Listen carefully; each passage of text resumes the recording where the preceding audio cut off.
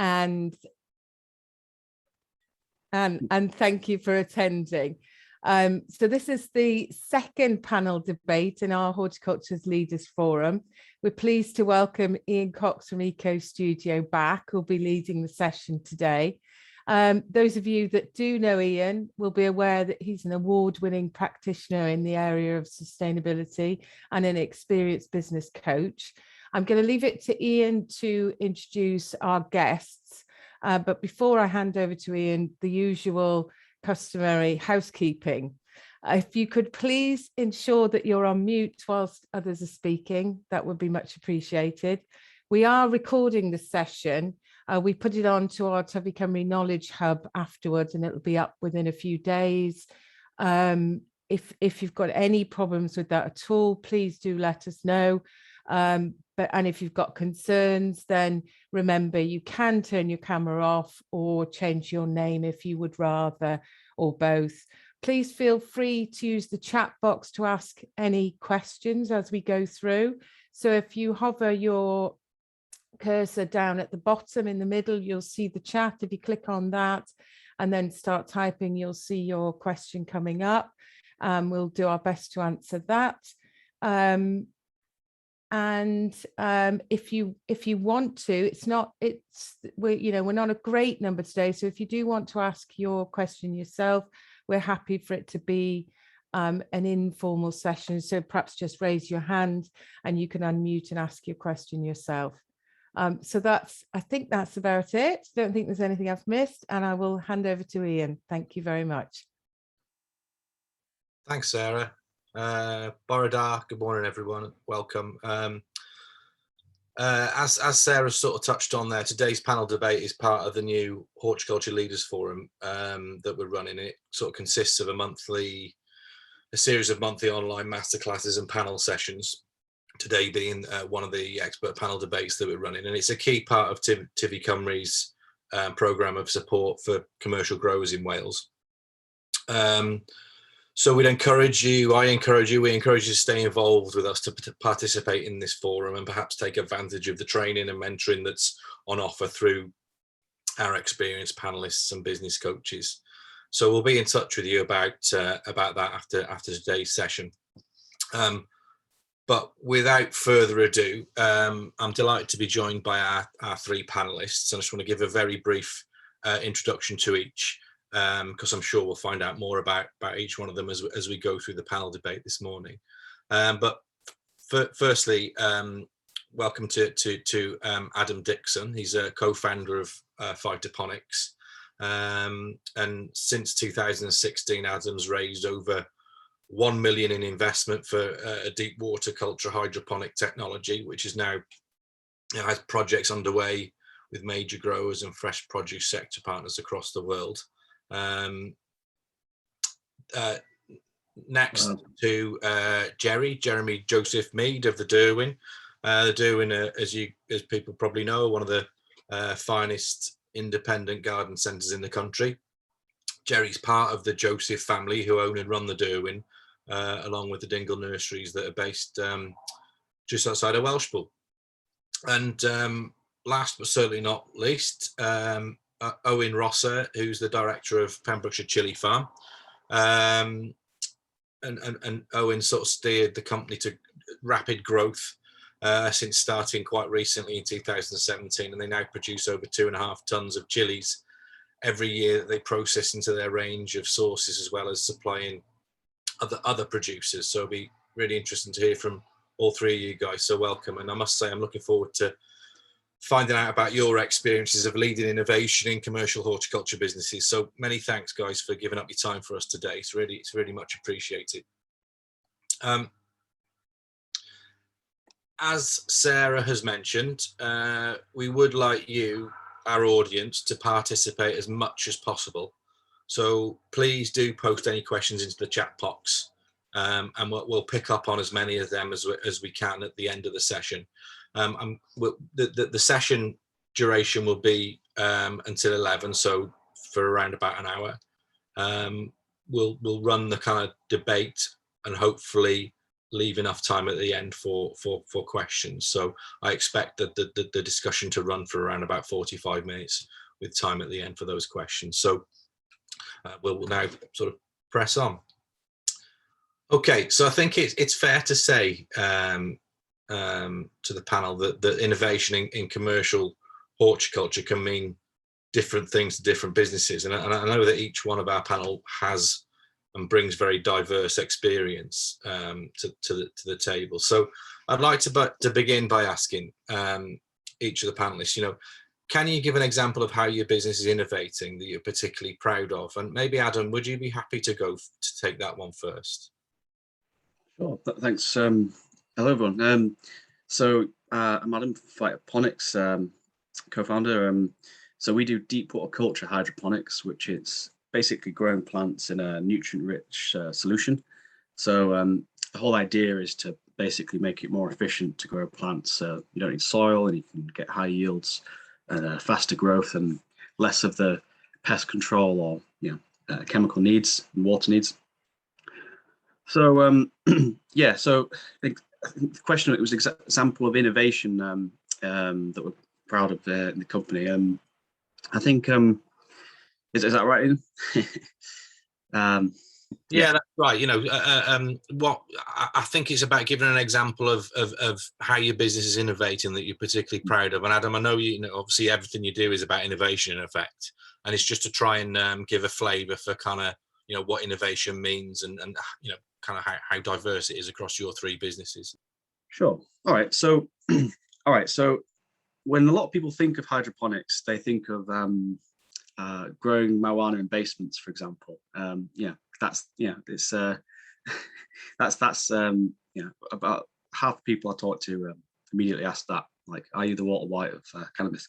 And believe it or not, the equipment that those home growers use is actually quite often deep water culture. And I developed my sort of hobby from the deep water culture hobby from sort of growing exotic plants, like exotic fruit and sort of weird plants from Asia. And what the innovation I did, with my company was take this sort of high quality or high productivity hydroponic practices for deep water culture from that sort of intensive grow room style approach. I think it was invented by well, partly by cannabis growers, but the hydroponics, but move it to the commercial horticulture scale for multiple hectare greenhouses.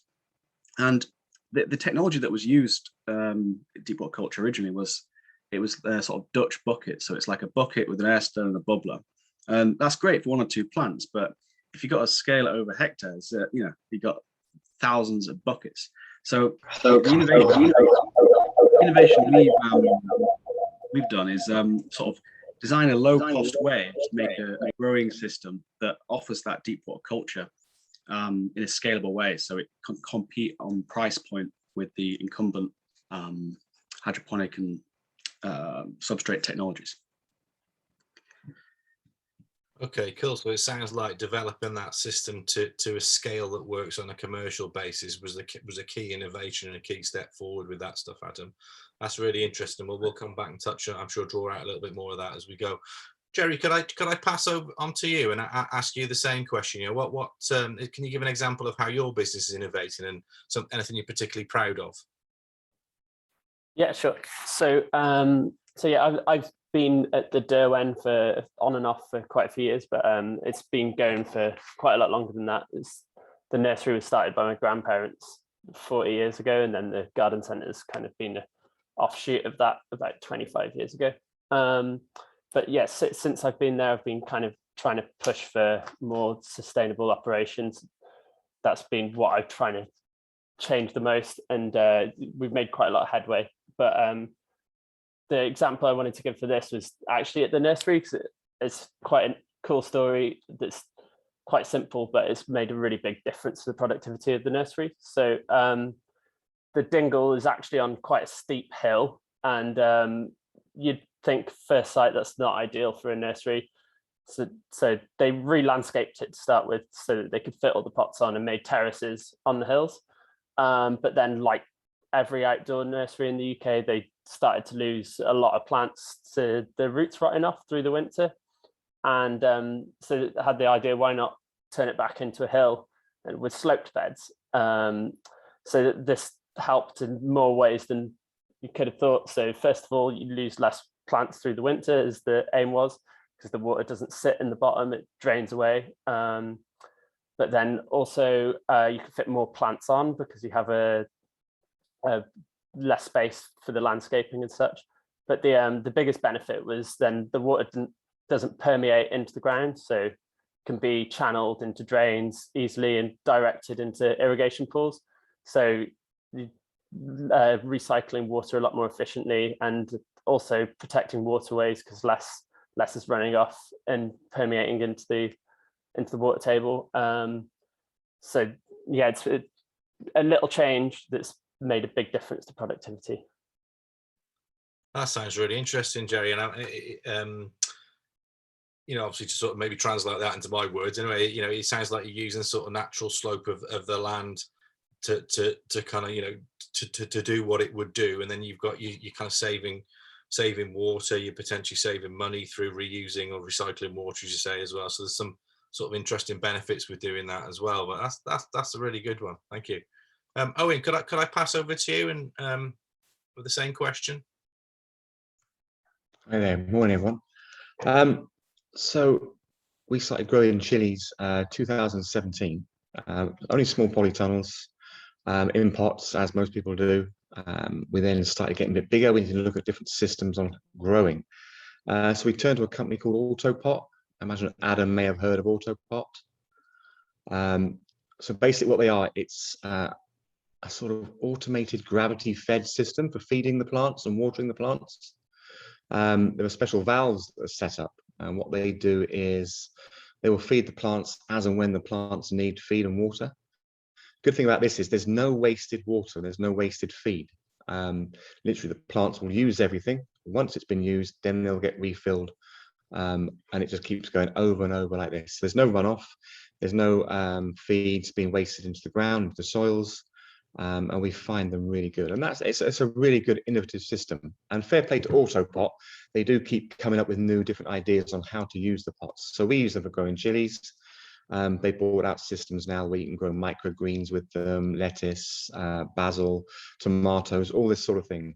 That's one of the best things we've found, and they're really supportive too. If you have an issue or problem, they're straight on it.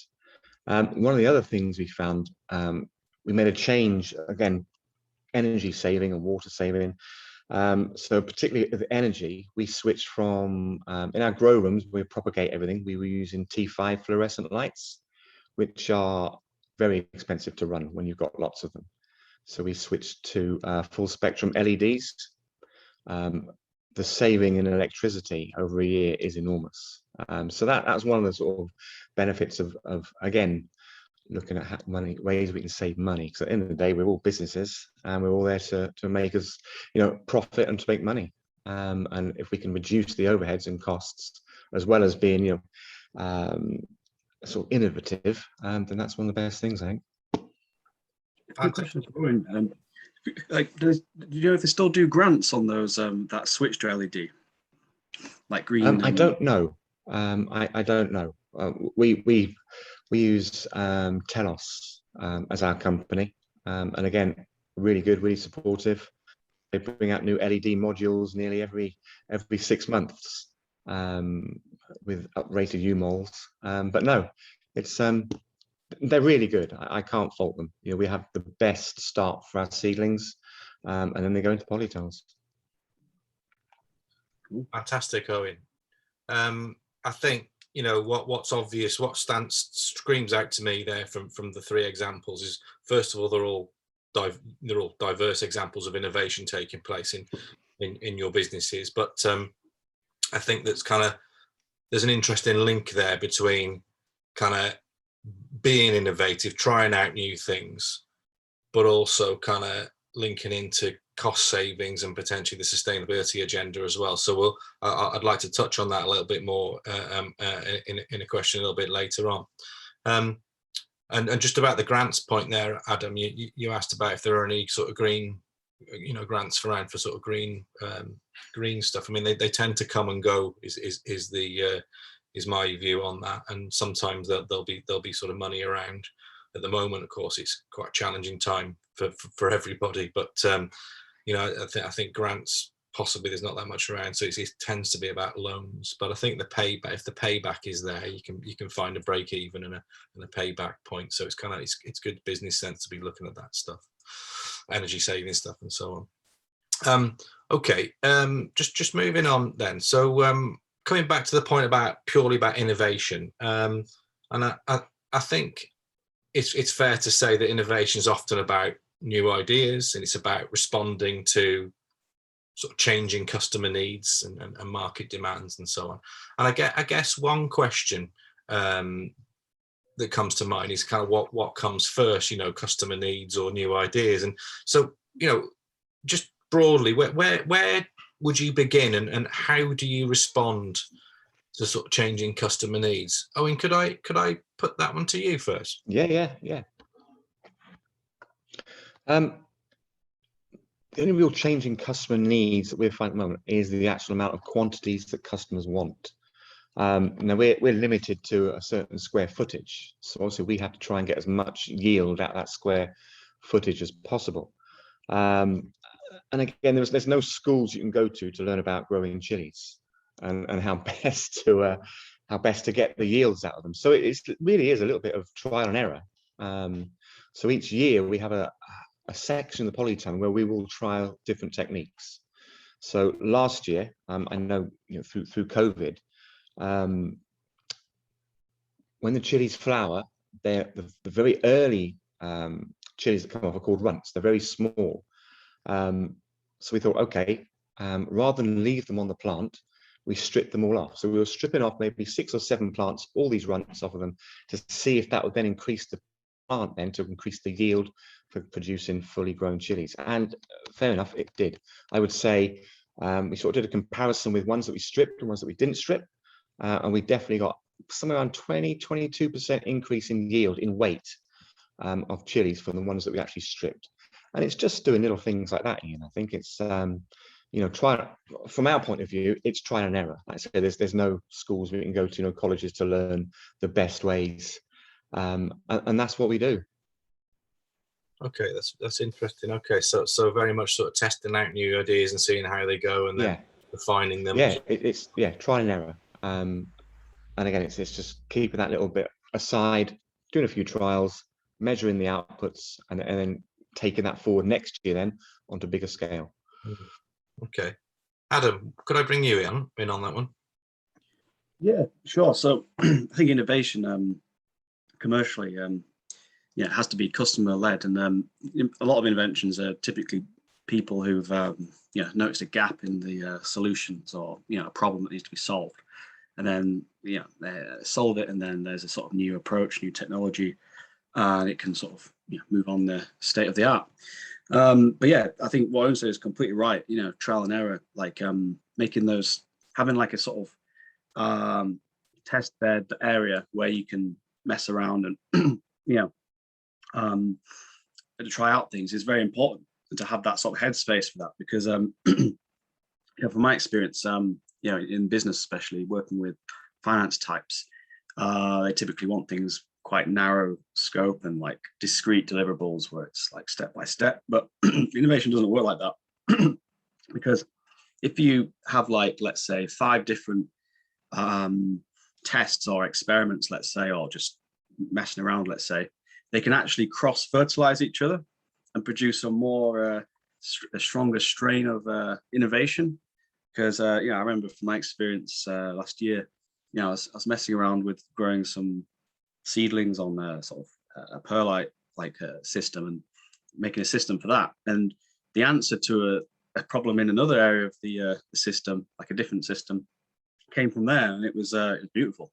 It's actually quite cost efficient if you have that sort of what do you call it, play area space, so I strongly support that for innovation.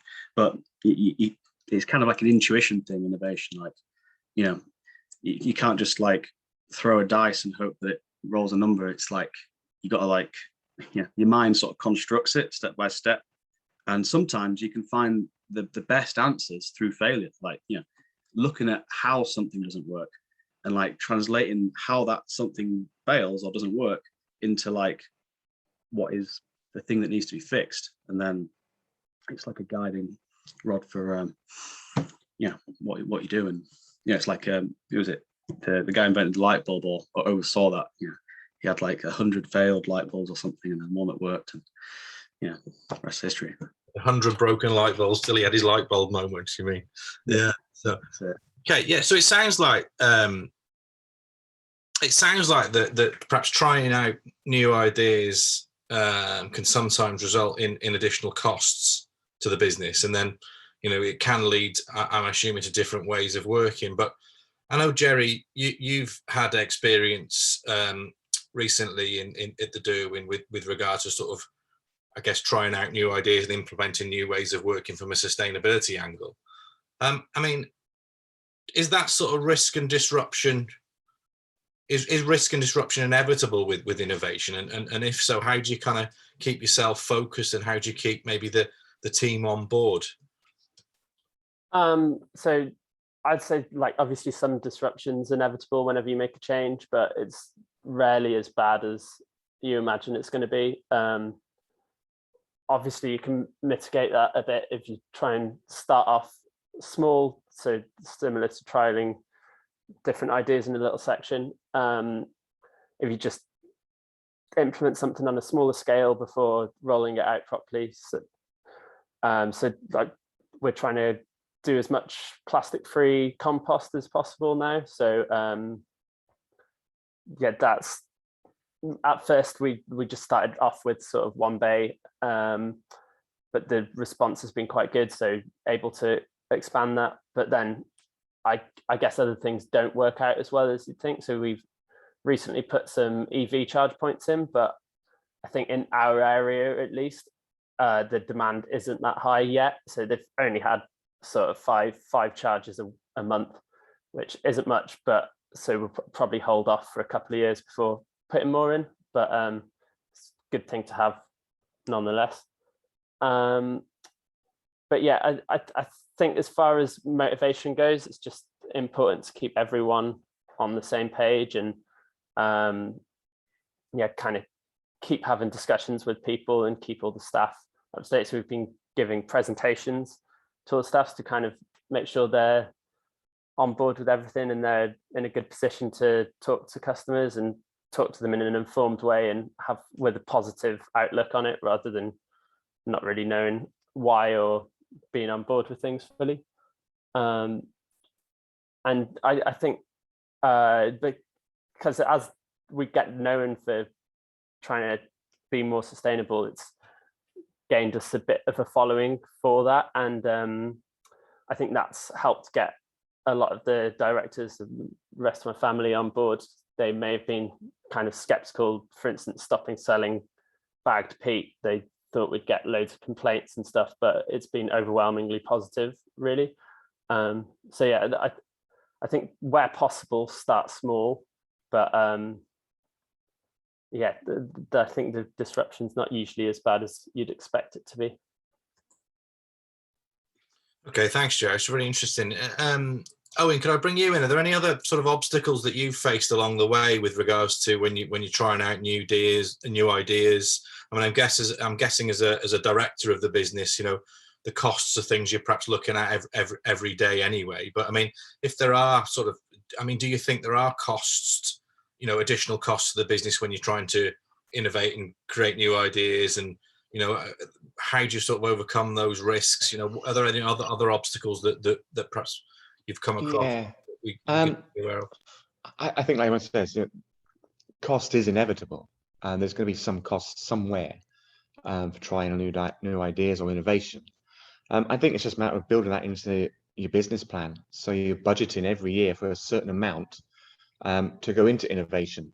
Plan that in advance. So if we've got to get a new system, new lighting system, or new fan controllers, this sort of thing, that needs to be sort of planned in. So we're actually planning next year now. Any electricity that we do use for things like fans, we're switching to solar power. So we've had quotes for solar panels to go on the outside of where the polytunnels are. So fingers crossed, if all goes well, all our electricity that we use up there will be run off solar power. But you're right, it's just a matter of planning those things in, getting that capital and just saying, right, okay, that's for that, sort of ring fence it. Thanks, Owen. Adam, have you got any thoughts on that with regards to any obstacles faced when trying to innovate and introduce new ideas, and how you sort of overcome those risks and keep people focused? Yeah, well, disruption, what is that? It's basically like a change to, let's say, ways of doing things, right? And in business, you used to, established businesses, they have like ways of doing things that, you do this, you do that, you sell this, you make this margin, you make money. And it's like a business model, like a process, right? So like what innovation can do, which can be, it can be quite stressful for, more operator type people sometimes, especially if it's, radical change, let's say, like forced by, I don't know, regulatory environments or whatnot.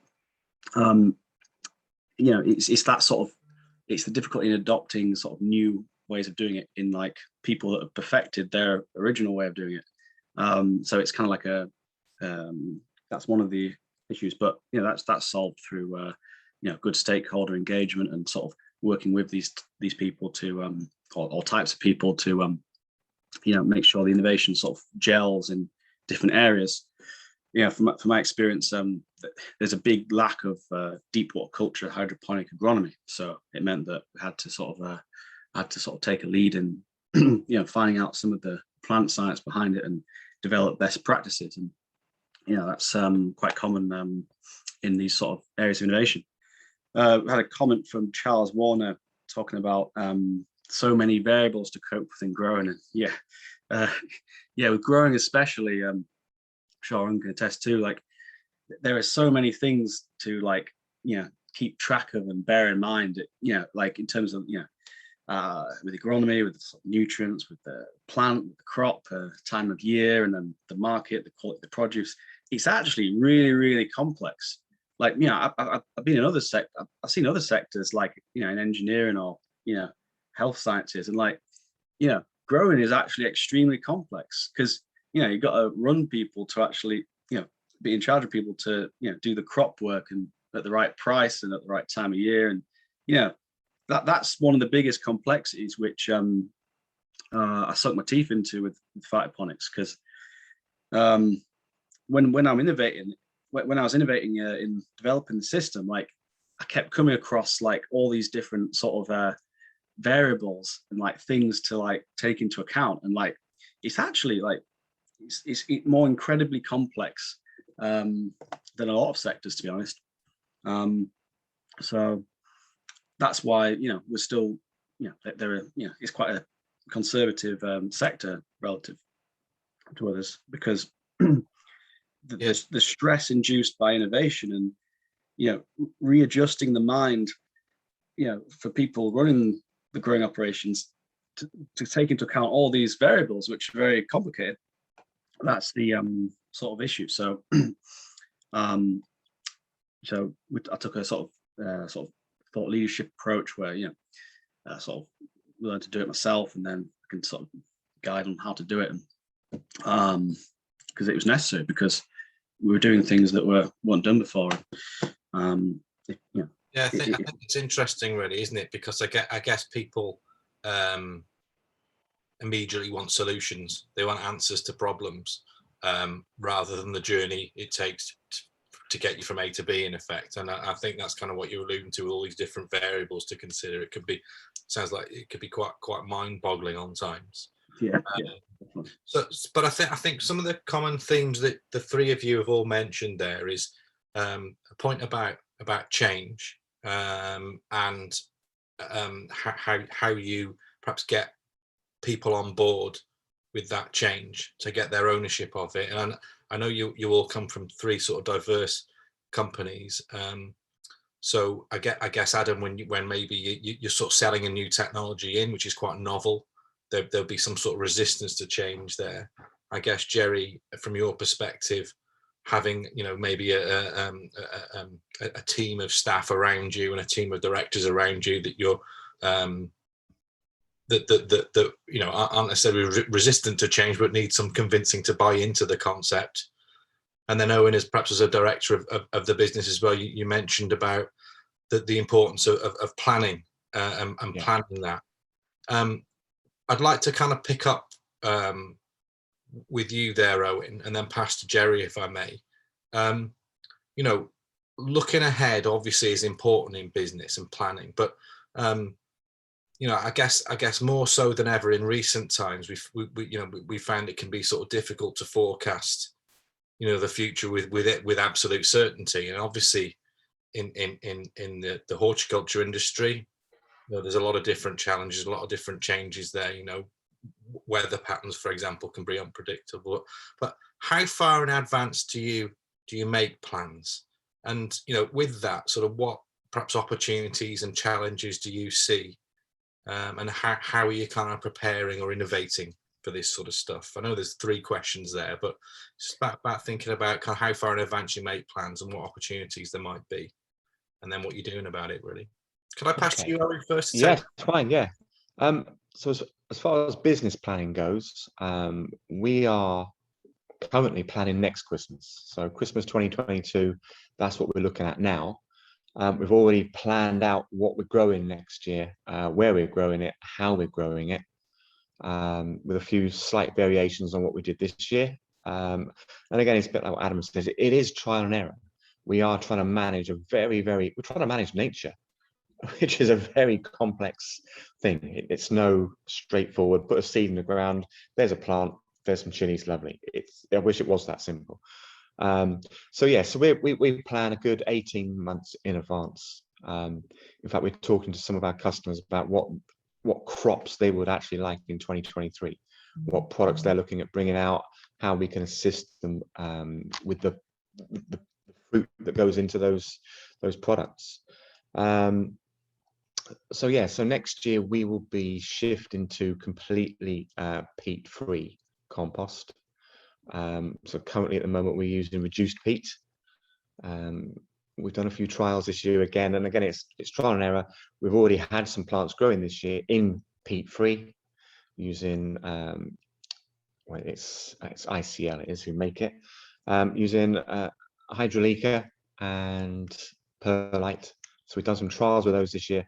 Those trials now will be moved on to next sort of March, when we finally pot on next year's seedlings. We already know what the feed strengths to be, when to feed, how to feed. So that's inevitably what we're doing at the moment, is literally planning 18 months in advance. Thank you, Owen. Jerry, could I pass over to you to come in on that as well? Just about kind of how far in advance you make plans, any opportunities and challenges you see for your business and the sector in effect, and then maybe kind of what you're doing around preparing and innovating for this sort of stuff. So as far as planning goes, with a lot of aspects of the business, it's so dynamic that we don't have rigorous plans for a lot of things. But again, back to sustainability changes, it's a lot of the goals that you're set for that sort of thing tend to be quite long term, because it's quite a lot of work to do to get to where you want to be. So if you're setting sort of net zero, zero waste targets, it's obviously a lot to do to get to that point. So trying to break it down and measure your steps seems to be a good way to go. So we're trying to work with Tyfu Cymru to kind of try and look at ways to pressure some of the bigger suppliers and try and encourage them to meet their own targets sooner than they might do otherwise, perhaps, and try and increase pressures, because that'll in turn, if they reduce the amount of peat they use or the amount of chemicals they use, that'll help us reach our targets, as well as them move in the direction that policy will ultimately force them to. But on that same vein, I think there's huge opportunities for the sector, because in kind of trying to source more plants that are grown peat-free, and that it's so hard to find shrubs. There's almost no one growing a large range of shrubs peat-free, and the same goes for houseplants, which I think is really crazy, because there's it's a market driven by young people that generally hold issues surrounding global heating quite high on their agenda. So I think there's lots of opportunities surrounding sustainability in horticulture, for sure. Great, thank you, Jerry. That brings me nicely on to the next point, actually, and I'll bring you in on this, Adam, as well. But sustainability, Jerry, you touched on it quite strongly there, and I know you've been pioneering some useful work at the Derwen there. But you've all, Owen and Adam as well, you've all touched on this independently. But sustainability is something we do increasingly hear about, whether it's to do with peat-free growing, like you've mentioned, or plastic-free packaging, or whatever it might be. And I think, to my mind, sustainability is often linked with innovation. It's like you've explained there, both all alluded to with regards to maybe energy savings and so on. But obviously, when we recycle rainwater or grow using peat-free media, it often requires trying out new approaches. So could I maybe just open that up to back to you, Jerry? So sort of, in what ways does your business consider sustainability alongside innovation? I know it's quite a broad question, but do you ever see there's any times when sustainability and innovation aren't linked? So like a lot of businesses, I think trying to hold sustainability issues as sort of a top priority is quite new for the garden centre. And a lot of the changes that we've made since I've been more involved have been within sort of the last 18 months, 2 years.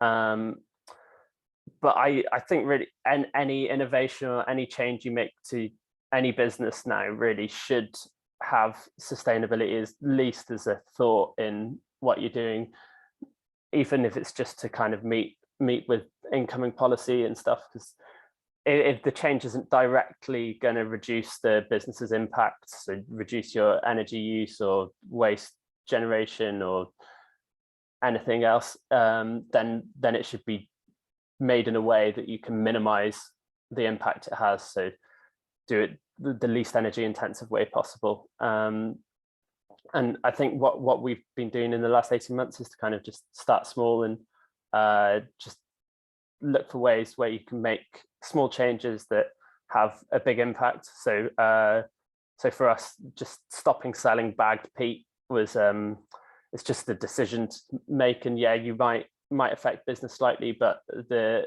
impact that has when we're selling sort of 10-15 Arctic loads of compost a year, that's a huge amount of peat to keep in the ground. So just a small thing that's got a big impact. But yeah, I think sustainability should be a thought in every decision that you make at this stage, really. Thanks, Jerry. Adam, could I pass over to you to sort of talk on that one a moment as well? Just to sort of re-emphasize sustainability and its links with innovation, do you think they're intrinsically linked? And then if so, what way does your business consider sustainability alongside innovation? Yeah, absolutely. I think they're linked. And you can view sustainability as sustainability of business. If your business uses some resources or converts some resources into a product, or has sells products that are based on resources, having like a reliable supply of those resources, that aren't going to be subject to sort of regulatory sort of limitations, or sort of like supply limitations and whatnot. And it translates, like, innovation basically solves the problem of those supply issues. Say, for example, with meat, I remember the days when the only sort of replacement meat you could get if you were a vegetarian was, you know, stuff like corn and stuff, which, you know, it's okay, but yeah, now you got some, you know, crazy inventions in the supermarket, you know, plant-based burgers, and yeah, some of them are actually, you know, the same if not better. And yeah, that's an example of very deep innovation, right? Because you can innovate at different stages, right? Say, for example, peat, right? So yeah, peat's unsustainably produced, you know, most places, if not all, from digging up bogs. So what do? Do you develop a replacement for peat soil? Yeah, that's good. That's, you know, that's what's been doing, what's been done. Do you have sustainably sourced peat? Yeah, you can do that as well. But you know, peat's you know, obviously it's popular because it's useful. Like an example of like a very sustainable but deeper innovation approach to peat itself is how to mass manufacture peat outside of boglands in, like, I don't know, some sort of vessel or something, you know. So like, you know, it's like that would like solve the problem of you know, sort of peat, but you know, make it much more efficient to produce the peat. And when things are more efficient, you can get cost savings and things are cheaper and more scalable. So, you know, it depends. You know, say for example with lighting, you know, we used to have, you know, 100-watt light bulbs in the house, right? And we're all quite used to that. And then, you know, you got the cost of the fluorescent light bulbs coming down, the compact ones, and then you got the LED ones now, and they save energy, and they're actually same cost, if not cheaper than you know, 100-watt light bulbs or comparable. So that's what innovation and sustainability can do. It can make it much more efficient to do something than conventional methods. So it's very powerful, and there's lots of opportunity if you're the one involved in that. Thanks, Adam. Thank you. Yeah, I mean, I think that you know, some of the kind of maybe the bigger picture stuff. So you know, looking at other form, you know, developing alternative approaches to peat-free, and replacing peat-free and replacing peat with something new, and you know, likewise maybe moving away from things like plastic and plastic packaging. Some of these big perhaps challenges maybe quite difficult to do from an independent business perspective, you know, a single business perspective, but then where there's opportunity to collaborate with others, that would seem to be maybe a kind of a way to kind of maybe overcome those challenges. So I think there's opportunities maybe through the Tyfu program to perhaps look at those sort of things as well. But that's a good point. So, there are some companies specialized in these sort of single issue things.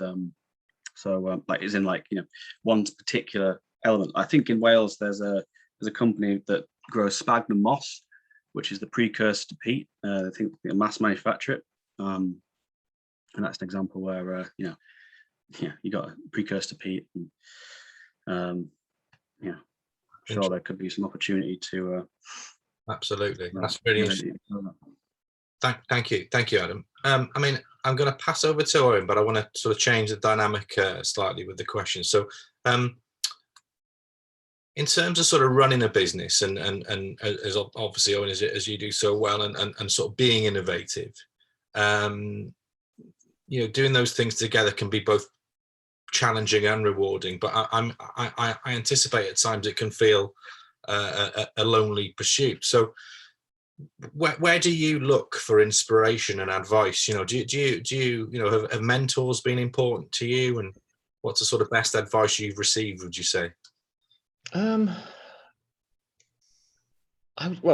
Tyfu Company for a start. Having access to agronomists, without a doubt, has been this year been fantastic. So we've had several visits this year, and you can just ask them questions that, to be honest with you, you wouldn't know where to start looking for the answers for.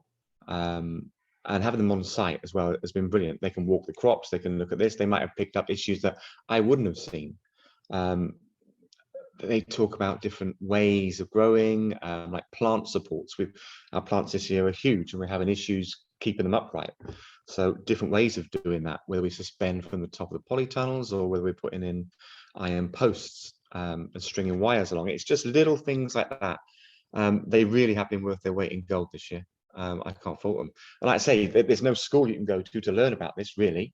But these guys, they travel the country, they see different people, they see different techniques, and they sort of bring a best practice with them. You know, they take best practice from this company, a best practice from this company, and they'll bring it to you and say, well, have you tried this? Have you tried that? Contact this company. Yeah, Tyfu, without a doubt, 100%. Thanks, Owen. That was a glowing endorsement of recovery, and I promise that wasn't No. that wasn't a plug. That was purely off the cuff. So thank you very much for that. I'm sure Sarah and the guys at Tyfu will be really pleased to hear your feedback there. Yeah.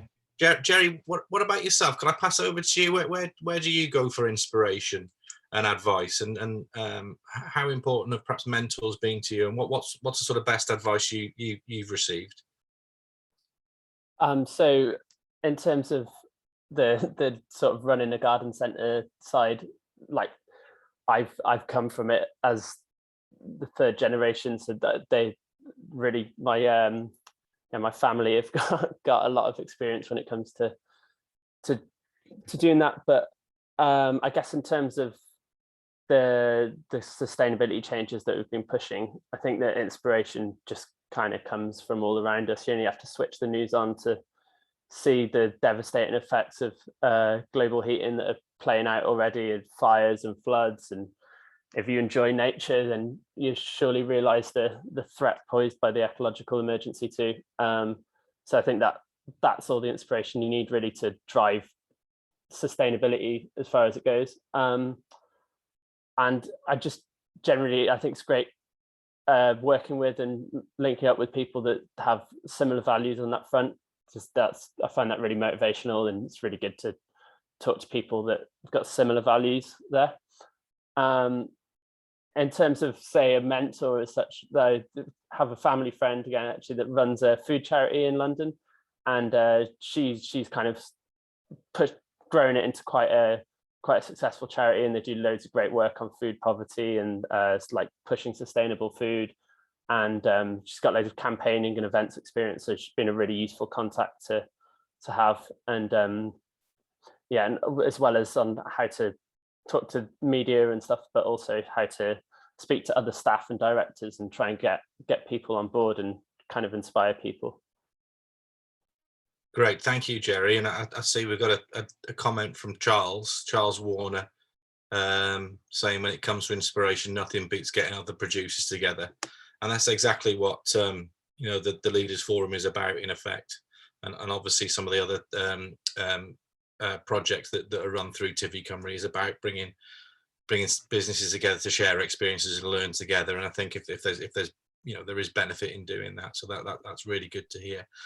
Okay, we're getting towards the end of the session. So if you do have any questions that you'd like to ask, please post them into the chat box. But before we open up to that, I'd like to sort of ask each of you to sort of briefly share one lesson that you've learned along the way, that basically if you had your time again, you might do it differently.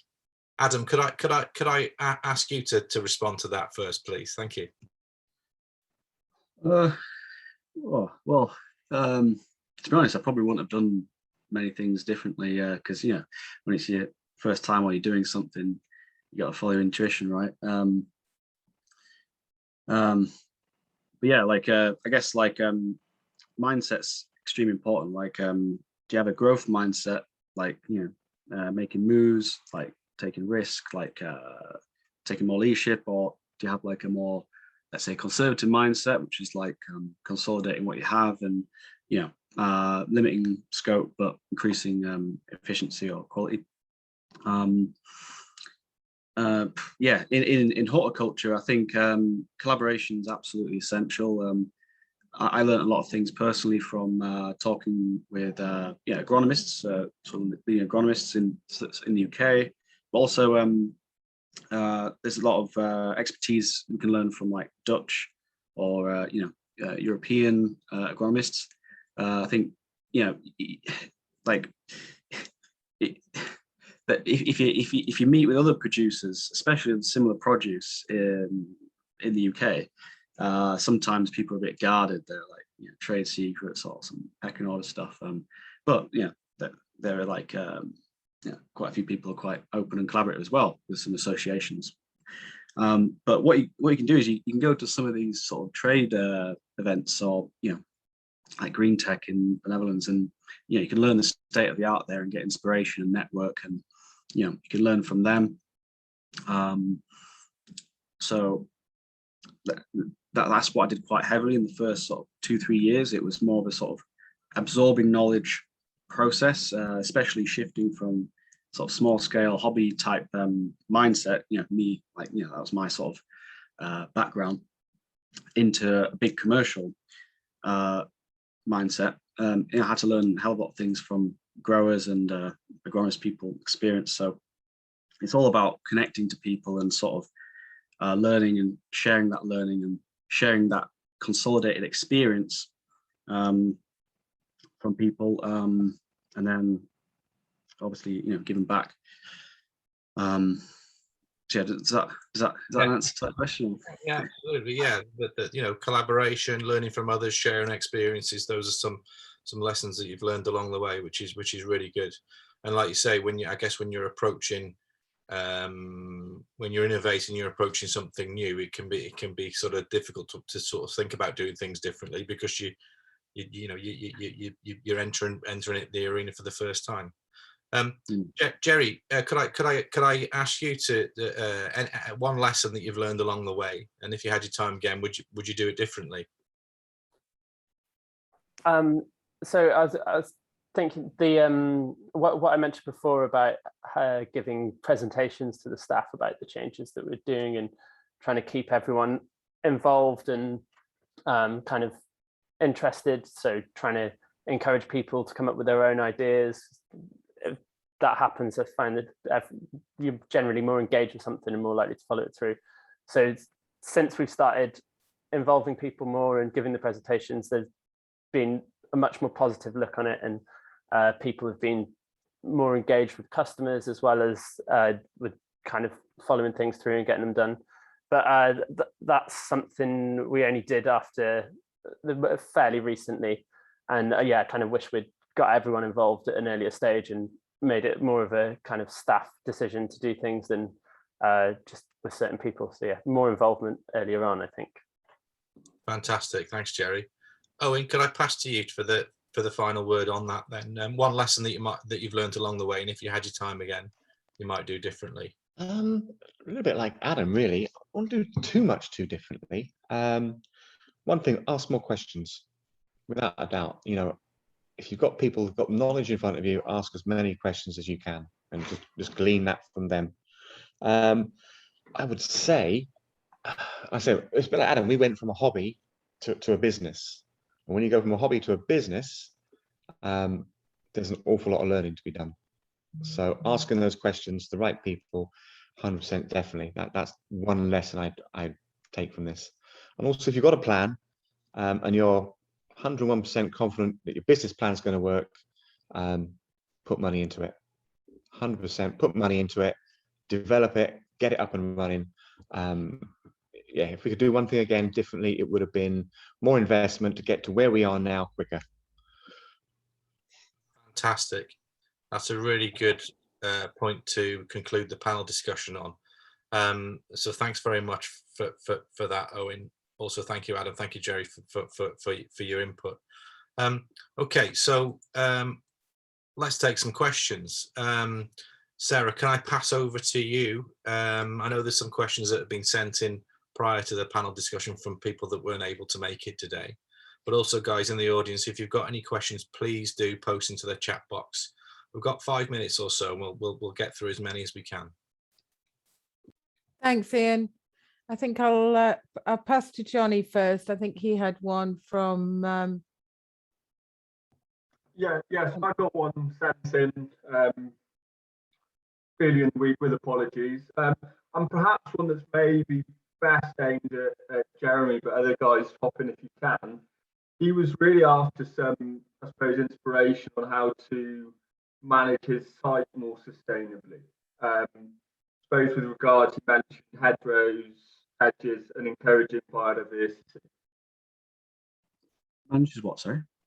And sort of encouraging biodiversity. Manages site, Johnny. Yeah, manages sites. Yeah. Okay, great, thank you. So yeah, I guess that's what we're saying. Hedgerows plant native plants and don't use chemicals, and yeah, just try and follow sort of the correct time to cut grass and cut hedgerows. And yeah, there's loads of I'm sure there's loads of information if you follow sort of rewilding principles. Yeah, just to add in something some people miss out on in the rewilding stuff is the water courses. Like, do you have yeah, dikes are typically used quite a lot, and they can interfere with sort of ponds and rivers and bogs and stuff, which capture carbon and stuff. So something to bear in mind. Thank you, Adam. Anything to add, Owen? No, a bit like what Jeremy said. We just don't use chemicals. We have an IPDM. We use biological rather than chemical, just to keep the wildlife there, really.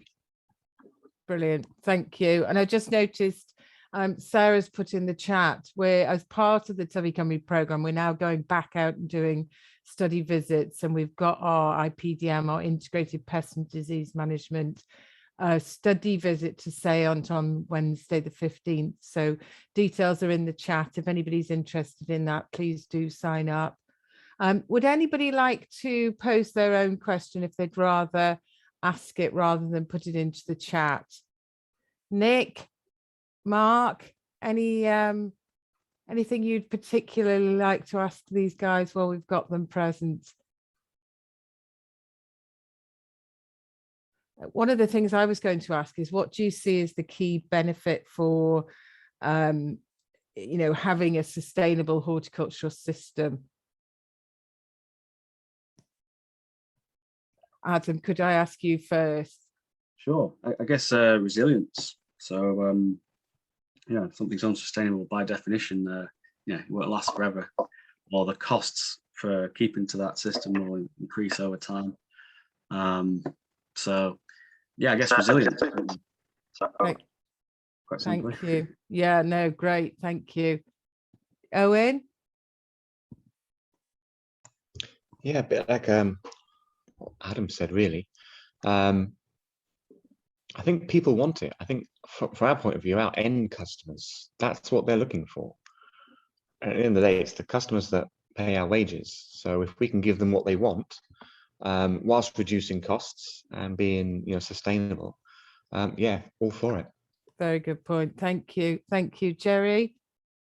Yes, so it's there's so many different angles. It's like you said, the end customer, but if you're reducing energy and chemical and water use, then you're saving money on that front. But also there's government policy that is going to come into play sooner or later that's going to enforce this sort of thing. So if you're ahead of the curve, then it can only be a good thing. Great, thank you.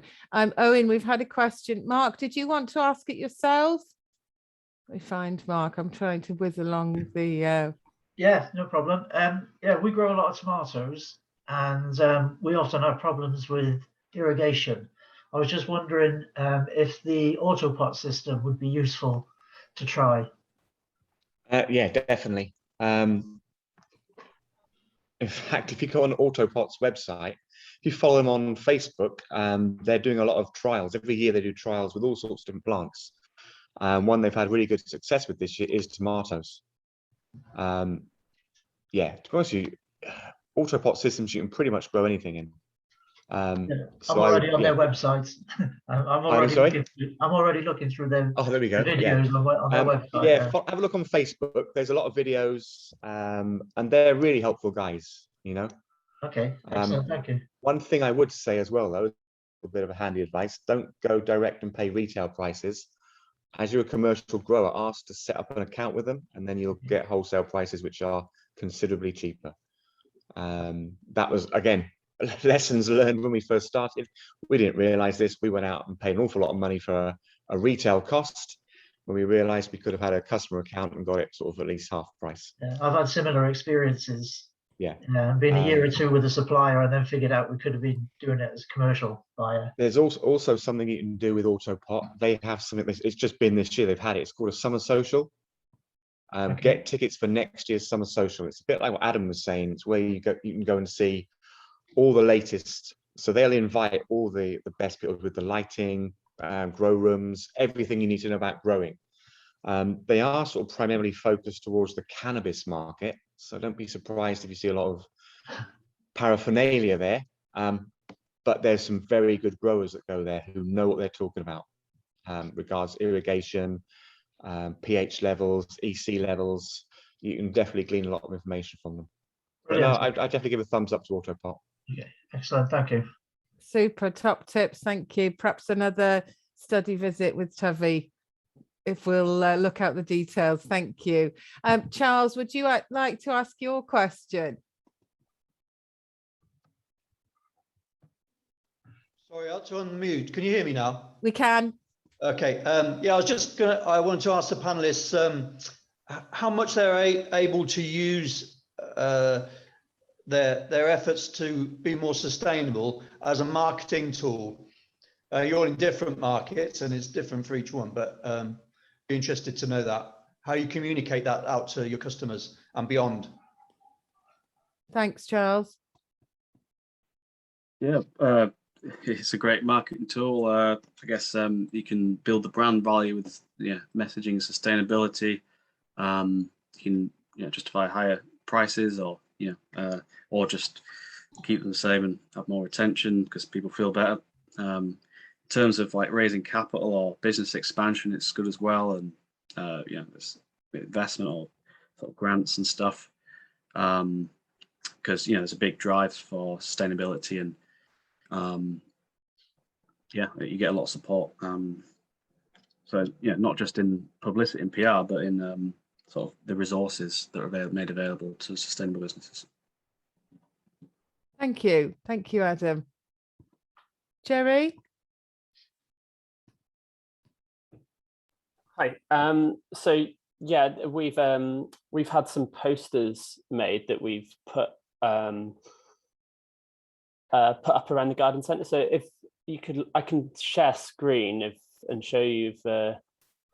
Yeah, there you go. That should work now.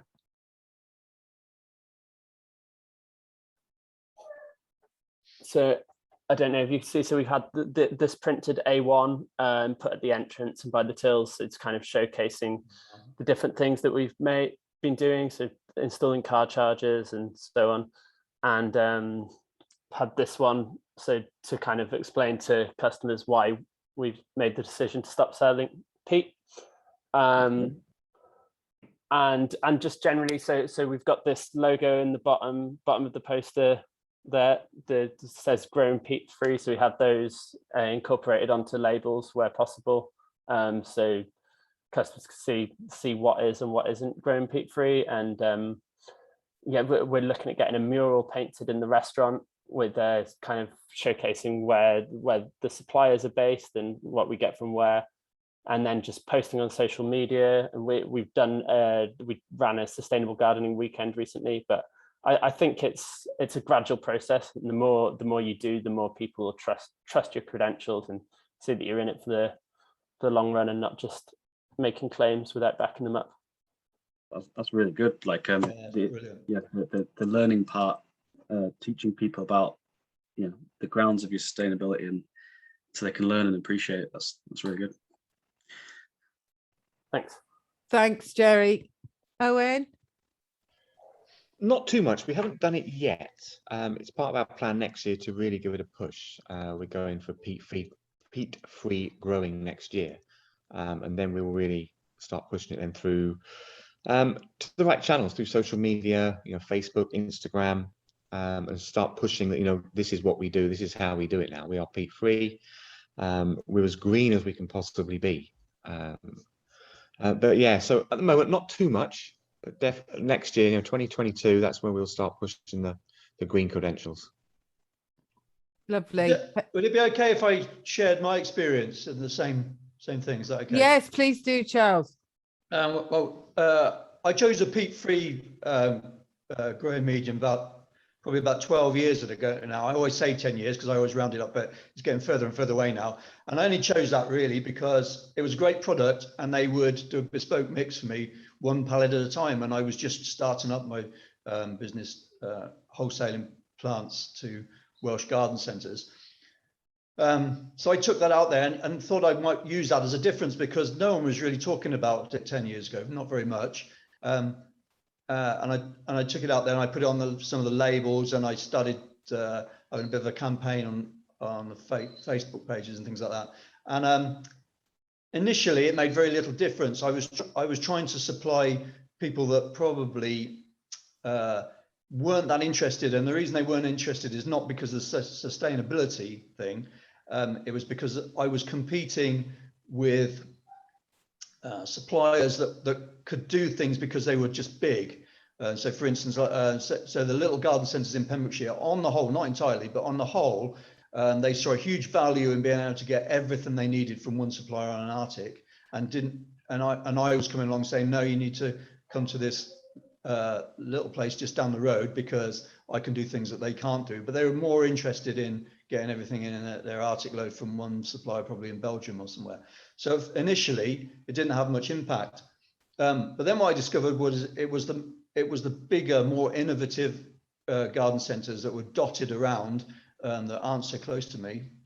They saw it as a marketing thing, and they encouraged me to push it then. So I spent quite a lot of money doing bespoke labels. They needed to be really good quality. Everything needed to be as good as the competition, but we needed to do those extra things. So the peat-free thing was an obvious one because we were already doing it. But then we, because we were peat-free, I couldn't then use neonicotinoids for vine weevil control, for instance. So we dropped them quite early before people were really making a fuss about them. And so we were able to use that. And what I found was that using social media built up a head of steam behind that. And I tried to use it in such a way that people kind of understood what we were trying to do, and then went out to the garden centres and asked for it. And now it's becoming, things like peat use is becoming more of an issue. It's kind of fallen into our hands, but still locally, we don't have many customers locally because they're tending to get what they want from elsewhere. And the sustainability thing isn't really part of, they don't really consider it very highly, I don't think, in terms of how you compete with each other as suppliers. Hearing your story, I guess like the local garden centres, they're probably more business, like as in like just cost focused, and if they can get something from you know, the Dutch flower auctions and stuff, you know, they're happy. But like the bigger business, like the more independent businesses, see the brand value and stuff. Absolutely do. It's weird because what I found is that you'd expect more sort of personal contact with the smaller independent ones, but it's the larger independent ones that I go into an office and sit down with, and they, for instance, just recently told me how much I could put my prices up. I don't get that from any of the small ones. In fact, quite often they'll tell me that they're getting them cheaper somewhere else. It isn't really a price thing because we compete okay on price, and it's not a quality thing because we compete really well on quality and price. It's not that. It's a convenience, I think, of being able to get everything from one sort of so sometimes people go to like almost like a broker, or so you can get a whole Arctic load from European suppliers, or could. I'm not sure it's going to work quite as well in the future, but and they like that. They like to get in an Arctic load and their big specimen ornamental trees on there, but also their alpines and their herbs are on there as well. So I think that was more important to the smaller ones rather than the price thing. That's very interesting. Like I've seen this sort of thing. It's typically where the sourcing person or the sourcing team in the smaller company is a bit more risk averse and less able to dedicate bandwidth to more. So I guess the solution to that is aggregating with other independent producers and offering an alternative brokerage. Can't find them. I've been trying for 10 years. I can't find them. Really, it's a tough thing to do. But the independent ones sound like a good customer base. Independent ones, and maybe some mail order ones as well.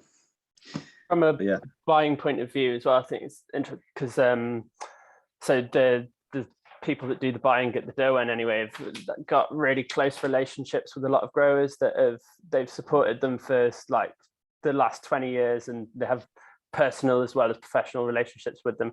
So then I'm coming along and trying to say, if we buy more from these new suppliers that are peat free, it's kind of like, obviously they've got an element of the duty bound to the ones, and some of them are small suppliers that have small operations that we do want to support. So I think that probably plays into it a lot as well. But yeah, it's I think you'll get a lot more interest in, especially in coming years. It's such a hot topic now, and so some of the peat-free suppliers that we've taken on this year have just said they've had most of their new customers have sought them out because of their credentials. Superb, thank you. Very valuable points. Thanks for your contribution, Charles. Ian, do you want to add anything on to that? Only to say that we ran a masterclass as part of the Leaders Forum last week on sustainable business, and I'd encourage you to look at that, because I think that'll help with some of this stuff. That's online and that's been posted to the chat box, and there's also mentoring opportunities through the Leaders Forum that we can provide specifically on sustainability, but also on business development more broadly. So I think you know, like I said earlier, I think a lot of this stuff can maybe be overcome collaboratively rather than independently from an individual business perspective. So there's lots to be done there, and there's help out there through Tyfu Cymru to support you with this. I think, Sarah, this debate is fantastic and the discussion is really, really good and valuable. But unfortunately, I do think we need to bring this to a close, because I'm sure people have to get away. We run over our time slot. So shall I close it now, Sarah? Yeah, great. Yes, thank you. Okay, so just to say many thanks to our panelists once again, Adam, Jerry and Owen, for giving up their time to join us today. And it's certainly been an extremely stimulating debate and really, really useful. Thanks to you all for joining us as well, from your various rooms and places across Wales and maybe beyond. And like I said earlier, we'll be in touch about the training and mentoring opportunities that are available through the Tyfu Cymru Leaders Forum. And so if there's nothing else to add, I think we'll bring that to a close. Thank you very much, guys. Thank you. Thanks, everyone. Thanks.